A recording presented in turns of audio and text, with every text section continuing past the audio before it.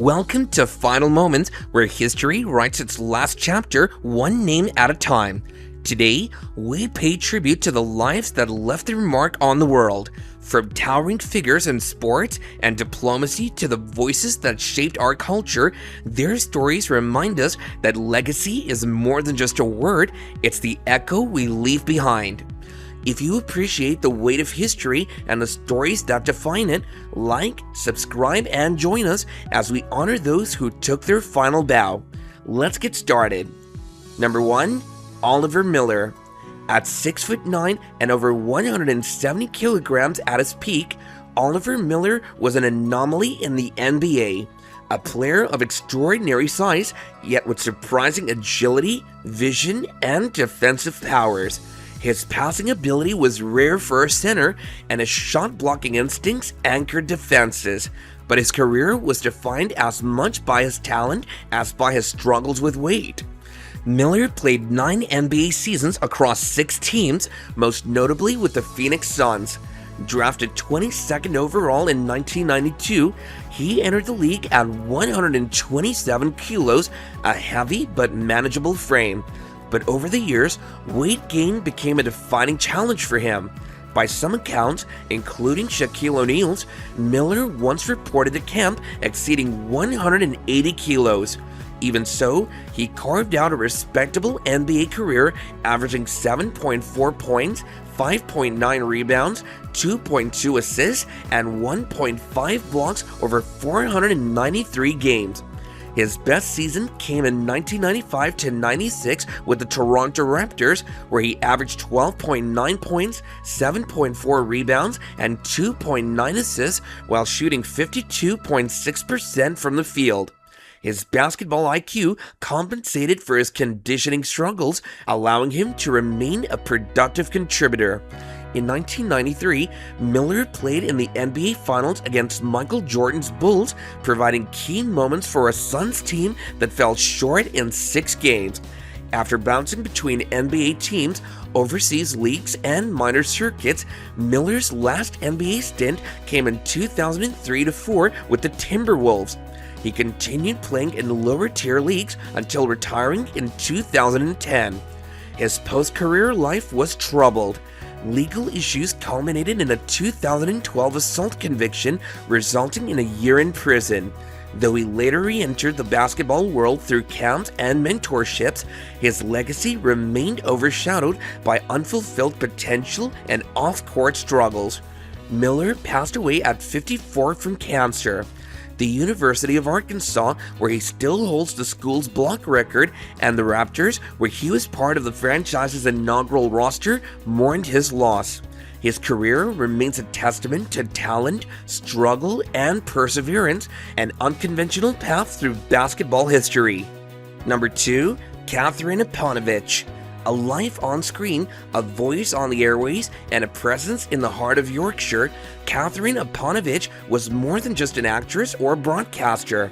She was a storyteller, a familiar face, and a woman who navigated the challenging landscape of British television with both charm and tenacity.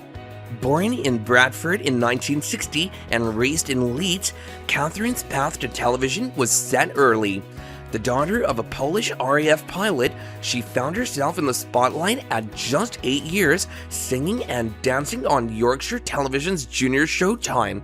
It was a training ground for young talent. Bonnie Langford, Lena Zavaroni, Pauline Quirk, and Kathryn was among them. By the late 1970s, she had moved from children's television to drama, joining the BBC's Angels as Nurse Rose Butchins. The show was groundbreaking, gritty, realistic, and unafraid to tackle difficult topics. Her character, a tough and often controversial figure, was part of the show's hard-hitting realism, which real nurses sometimes criticized for being too raw. But it was exactly that authenticity that made it stand out. EastEnders followed. Arriving in Albert Square as Magda Tchaikovsky in 1987, she became entangled in the world of Dirty Den Watts before moving to Emmerdale, where she played journalist Helen Ackroyd. Kathryn's voice was as recognizable as her face.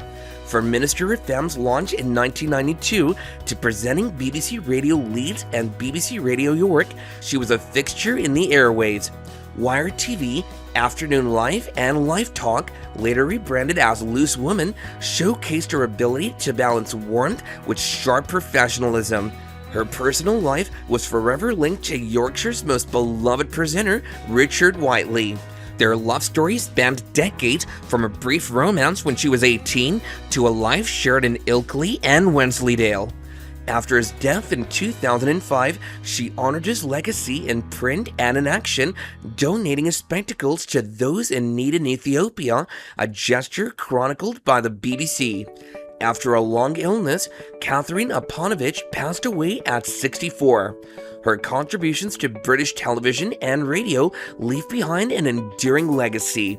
From the glamour of soap operas to the intimacy of radio, she shaped a landscape of British entertainment in ways that won't be forgotten.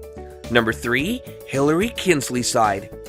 When Hilary Keenlyside entered the world of arts management, the very concept was met with skepticism.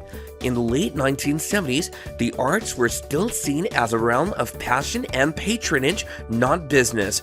But Keenlyside understood something fundamental. Survival was not enough. Cultural institutions had to be strategically driven, financially stable, and bold in their ambitions. After earning her diploma from City University's pioneering arts administration course, she joined the Britten Peer School in Aldborough. The death of Benjamin Britten in 1976 had left uncertainty in its wake, but alongside Peter Pears and Mista Lafrostropovich, she helped stabilize and shape the festival's future.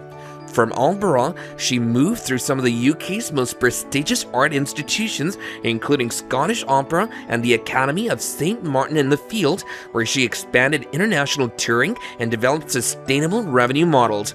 Her pivotal moment came in 1991 when she co-founded Bonner Keenlyside with Anne Bonner. Their first major challenge was restructuring the Halley Orchestra at the request of incoming conductor Kent Nagano. Then, in 1995, the Barbican Centre faced a crisis. The Royal Shakespeare Company's departure threatened its financial and artistic viability.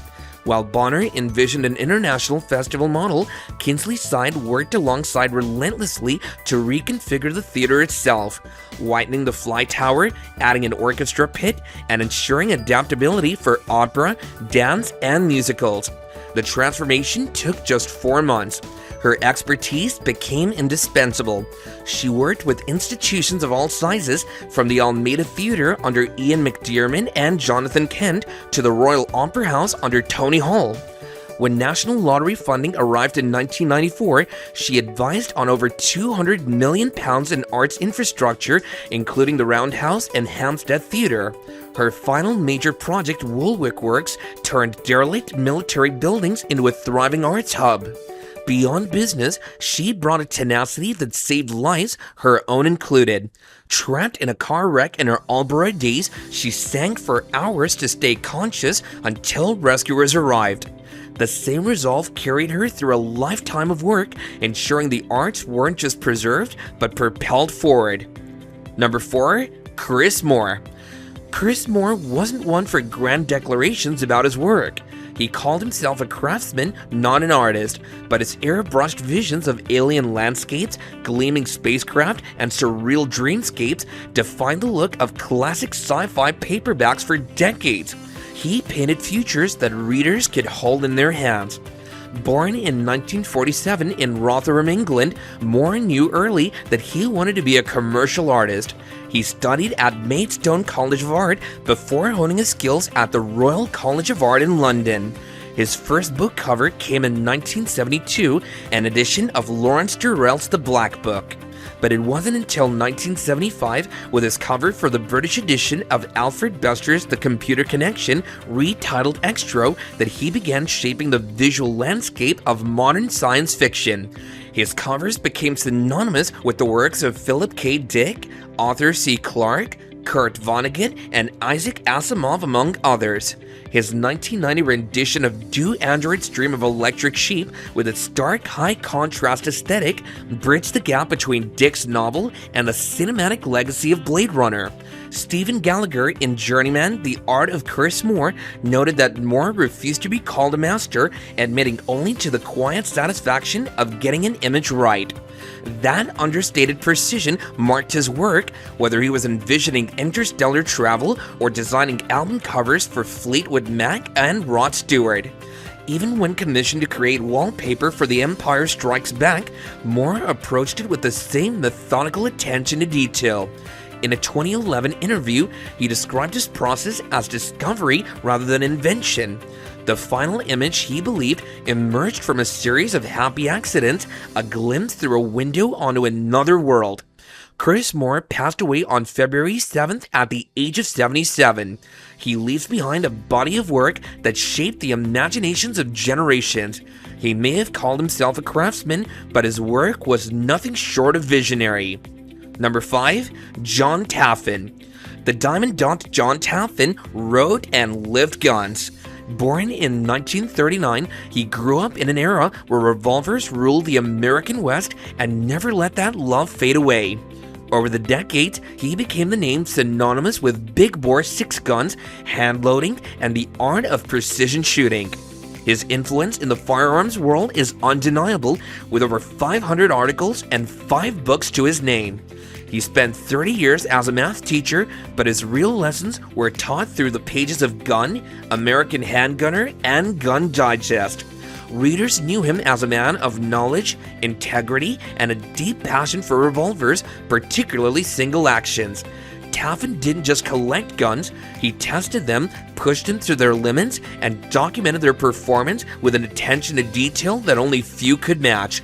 His columns, like Taffin Tests and The Six Gunner, were packed with real-world experience, meticulous hand-loading data, and a love for craftsmanship. Elmer Keith and Skeeter Skelton laid the foundation, but Taffin built upon it.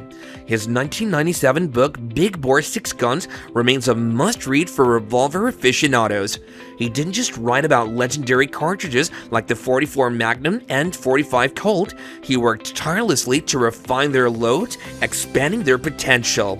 His 2017 and 2023 studies on the .22 TCM showcased his commitment to exploring innovation while staying rooted in tradition.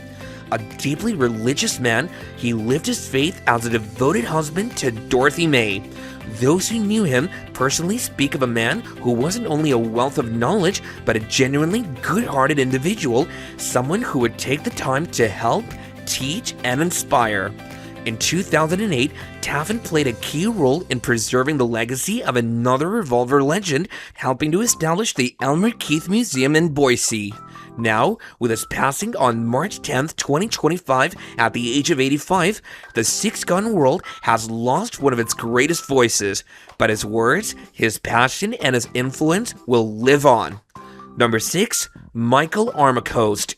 Michael Armacost was a statesman whose career reflected a deep commitment to diplomacy and strategic policymaking. Born in Ohio in 1937, he built a legacy that spanned academia, government service, and international affairs. His influence was most profound in U.S. relations with East Asia, where he played a decisive role in shaping policy toward Japan and the Philippines. A scholar first, Armacost earned a doctorate in public law and government from Columbia University before entering public service. He began as a White House Fellow in 1969, a program designed to cultivate future leaders, and soon became a pivotal figure in U.S. foreign policy. Under President Carter, he managed East Asian affairs at the National Security Council, solidifying his expertise in the region.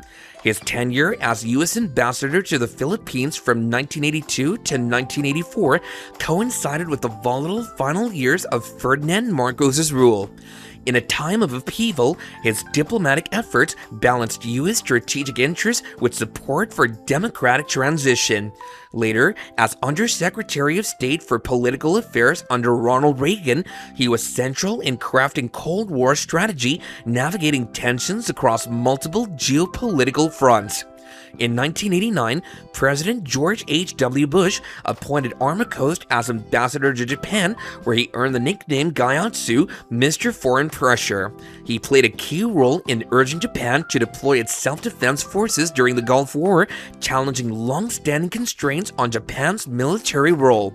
He also advocated for economic deregulation, pushing for market liberalization, including Japan's tightly controlled rice imports. His approach underscored a broader shift in U.S.-Japan relations, aligning economic policy with strategic imperatives. Following his diplomatic career, Armacost led the Brookings Institutions from 1995 to 2002, steering one of Washington's most influential think tanks. His scholarship continued at Stanford University, where he remained an authoritative voice on Asia-Pacific affairs. His contributions were recognized by the Order of the Rising Sun Grand Cordon in 2007, an honor bestowed by Japan for his diplomatic service. Michael Armacost's legacy is one of intellectual rigor and strategic foresight. His impact on U.S. foreign policy remains a testament to the power of diplomacy in shaping global history.